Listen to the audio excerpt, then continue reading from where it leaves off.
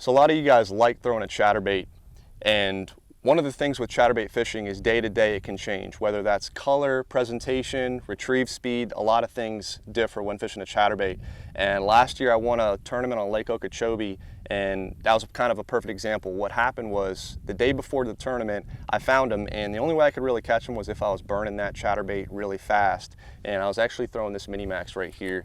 And in the tournament there was probably about 20 boats around me the following day, and no one was really catching fish, and we were all kind of doing the same thing, that, you know, how we caught them in practice, obviously. And the subtle change that I noticed was actually upsizing in chatterbait sizes. So I went to the bigger chatterbait with a Komodo, regular size Komodo on there, and I was actually crawling this extremely slow over mine cichlid beds, and just enough to get that blade to hit the lead.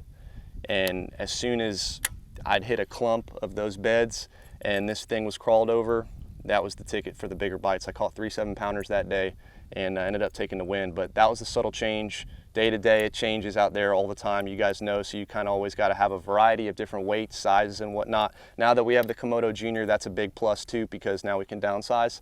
And in this case I actually had to upsize, but it's always different. And that's my story about my chatterbait fishing and my win on Lake Okeechobee.